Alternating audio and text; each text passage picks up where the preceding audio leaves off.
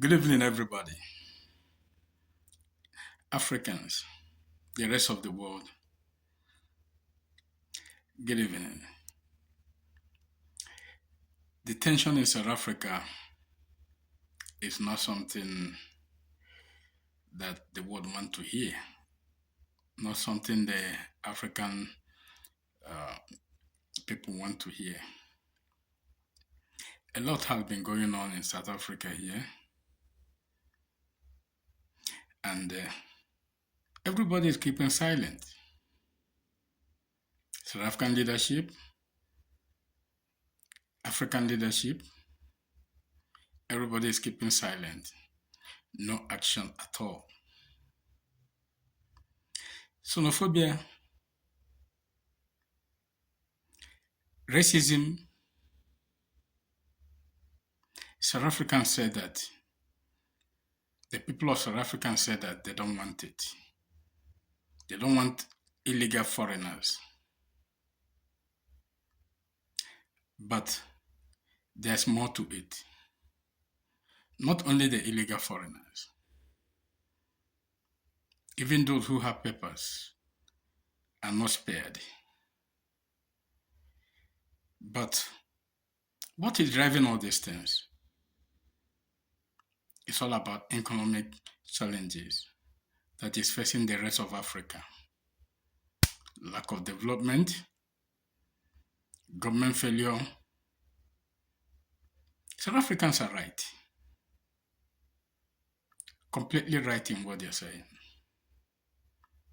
A lot of immigrants leaving their own country, coming to South Africa. There is some places there is a war. There are some places there's no war. But bad leadership have caused a lot of unrest in most of these African countries. But now, I don't want to criticize much about South Africans. I don't want to criticize much about those who leave their country. Because in this world we're living, life matters. It hurt me so much that, especially in South Africa here, in a hospital, you see sick people asked to leave the hospital. Number one, that is a death sentence. What's the value of life? What are you preaching about survival of a particular injury, about a particular individual who is sick, seeking and begging for mercy of life? But the place of rescue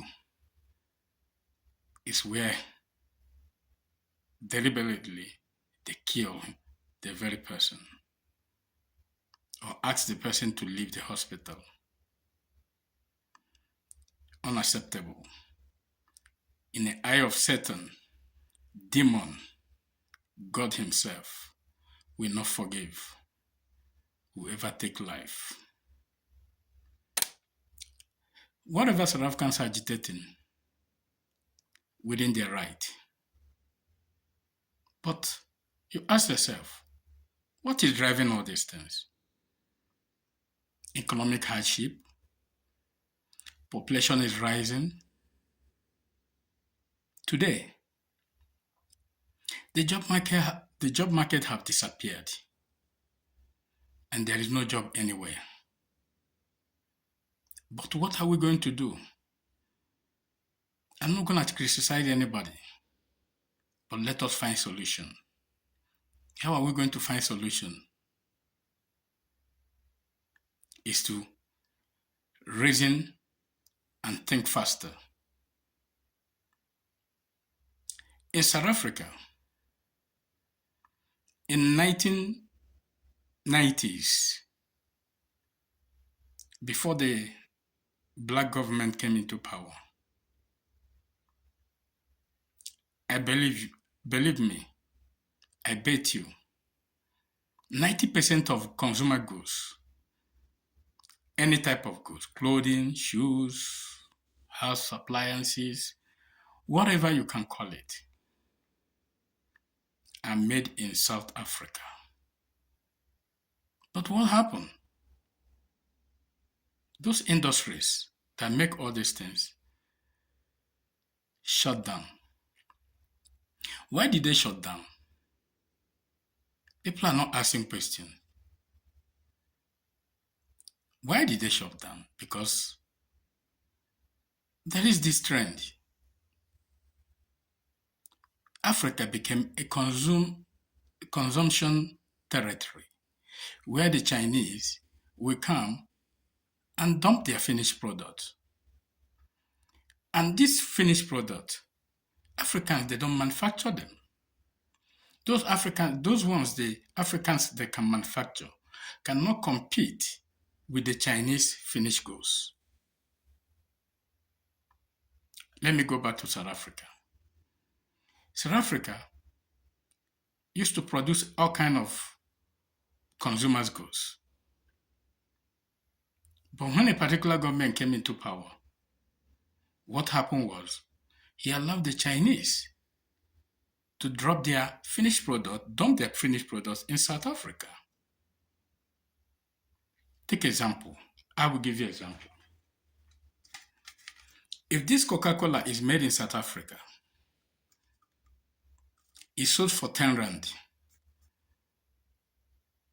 But if Chinese bring this Coca-Cola into South Africa, it will be sold for 5 rand. Now, the South African company that manufactured this Coca-Cola cannot compete with the Chinese company that make this one. They are the same quality. We as the consumers, when we go to the market, what we do, we search for the cheap one. After all, they are the same thing. Now, this company that make this thing in South Africa cannot compete with the Chinese. Then they will shut down. And then when they shut down, those who work in this company in South Africa, they will all close them down. Everybody will go home. Now, that will result in job losses. Industry shut down because they cannot compete with South African. South Africa cannot compete with the Chinese market. And this is not only the Coca-Cola, all the consumers goods. Now, we became the consumers of all the finished product in China. By we being the consumers, now we are creating jobs in China.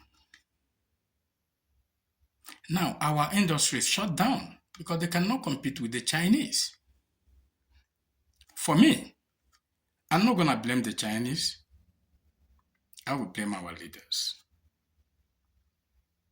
When we cry, what the Chinese government does, they give us palliatives, handout. They say, let us expand our trading partnership. They give us loan. And when they give us this loan, our leaders will do what? Pocket that money. They will not use it in investment. They will not use it in any development. They will not even use it in industrial. Our engineers, after schooling in abroad, when they come to Africa, instead of them, the government of the time or government of the day, engage them in a practical doing in what they learn, they will make the Minister of Home Affairs, Minister of Football, all type of ministers. Now, when they go there, they will get confused. And too much money, they lost their track. The government will never function. Instead of them to enroll them in what they study in abroad, the government cannot do that. They leave them. Make them ministers. Appoint all kinds of positions to them. They will lose their dignity and tracks. that money wasted. Chinese keep on giving us some finished goods. Our population is rising. Do you believe that up to today? Can you believe today we can import chicken from China, egg from China, toothpicks from China, all type of consumers goods, we import them from China. Now, Chinese have taken all the jobs economically. If you listen to Donald Trump said that I will impose tariff on China so that the Chinese will not bring their finished product in America. If Chinese want to compete in American market, they bring their factory in America so that Americans can have job. So that if this thing is sold $10 in America, this Coca-Cola is sold $10 in America, the Chinese Coca-Cola now, with the tariff imposing them, will be maybe $15. So Chinese have option now. Either they continue losing their own market because it's the same quality, cheaper in American, made in America, more expensive made in China because of the tariff. Either they bring the company in America, create job in America, Americans will have more job, or they will leave the market completely. Then we will be using made in American goods. Our job will remain. So now, that is what happened in the job market. Our industry disappeared. And our government doesn't have the capacity to improve industrial in Africa. They believe more on importation instead of encouraging local manufacturing goods, so that those our local manufacturers can now excel, even produce and sell to other world that doesn't have the capacity. Now, going to agriculture. Africa have lost their track. No standard of living. Africans don't have standard at all. No standard at all.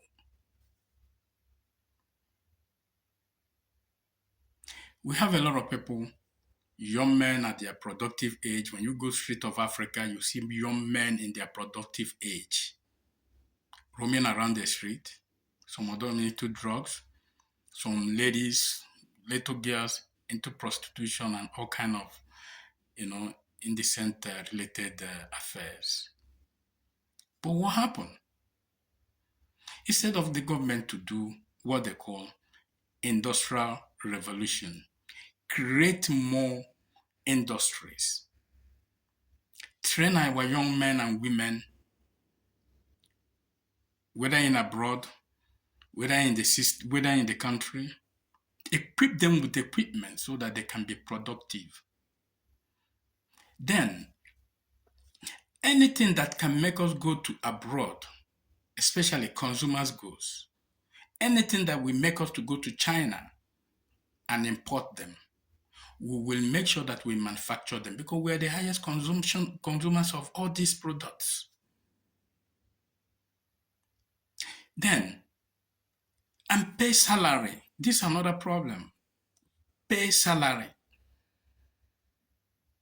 to our civil servants and pay it in time. How can a civil servant working from month to month, the salary the person receive cannot afford his accommodation, where he sleeps and go to work? That is a standard right now. He cannot afford his transportation. He cannot afford his medical. He cannot afford his feedings. I'm not talking about extra right now because as a worker, you must have extra also. Now, because we don't have those standards, those things lead into corruption. Basically, as a civil servant, your priority is to live a better life. Number one, your lifetime at work, you must have a house. Your feeding is guaranteed. Transportation is guaranteed because those jobs you are doing must provide all these services for you. If you don't have them and you are working with the type of wages the Africans are receiving in all kind of job market, that is terrorism in making, corruption in making. That government can never succeed. Virus all over. When you award any type of job, contract, it's not going to succeed because people will siphon those money and live the type of life they want to live. We need to start creating life standard for our people, making sure that every consumer's goods are made in Africa here. Every consumer goods must be made in Africa here. We don't need to import anything. Buy machineries, train people. All those young men with drug-related abuse, rehabilitate them through job creation, send them into farming, and make their standard of living standard. I don't see the reason why a farm worker cannot afford a house, no matter the type of house. You can't tell me that $10,000 or $20,000 cannot build a house for individual, a particular standard of house, no matter the low standard of that person. Then from there you can now increase all type of wages because all the jobs are not going to be the same, they are not the same. So our leaders, we need to do more to uplift the lifestyle of African. Let me tell you, if we enroll ourselves into farming especially, bring all these subsidies into farming, government call all the farmers, give them tax, call all type of engineers that we have, give them tax, fund them. They will create job, they will do better. Believe me, before we know it, Africa is stabilized. We will not go elsewhere. If we give ourselves responsibility, what drives Africans away is because we don't give our people responsibility. People are coming to South Africa here. Number one, they apply for housing, they give them. The government doesn't know where you come from. As far as you have just the normal papers, they give you a house and you pay for it every month. And when you're paying these houses, you become an investor in this country and now contributing to their revenue. You see? So now, if other Africans giving their own people the same responsibility, because at the end of the day, you are not going to carry this house and run away.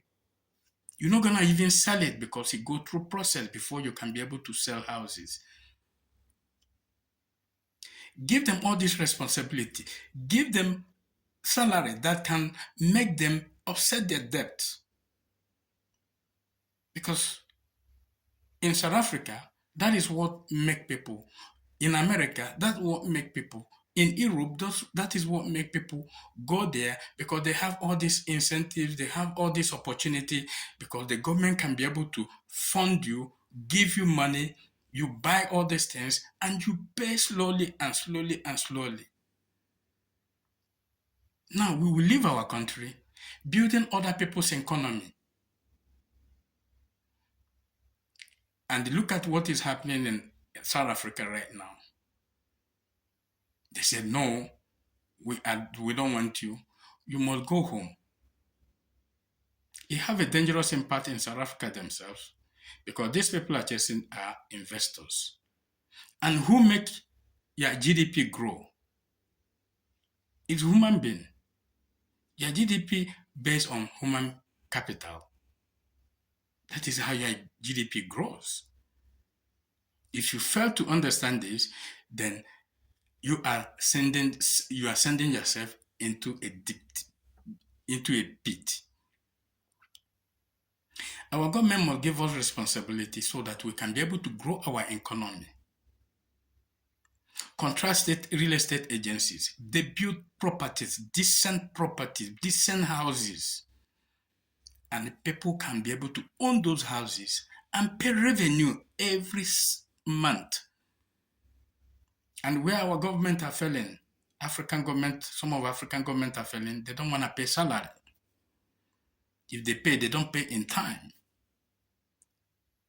They want to siphon your efforts, hide under umbrella. They don't want to do nothing. Another thing is also identity. We must identify people, address, digital identity. If we can do all these things, insecurity will vanish in Africa. So that when I present my ID in South Africa, even though I'm a Nigerian, even though I'm a Kenyan, even though I'm a Ghanaian, even though I'm a Zimbabwean, even though I'm a Mozambican, anywhere I come from in Africa, immediately I present my ID. When they check into their system, they know where I come from. Those are the things that we need to do as Africa, collectively, as leaders of Africa. We need to do more to promote our lifestyle. And if we engage in all these things, you will see poverty alleviation gone. Because most people will be into work, they will have now work. Workspace will be there for everybody. Because you have improved the life of people, give them responsibility, pay them a proper salary that will not make them think otherwise. But if we continue in this system, we are not going to get it wrong, whether we like it or not. I will come back in my next video. There is a lot of things I have to talk about. Thank you.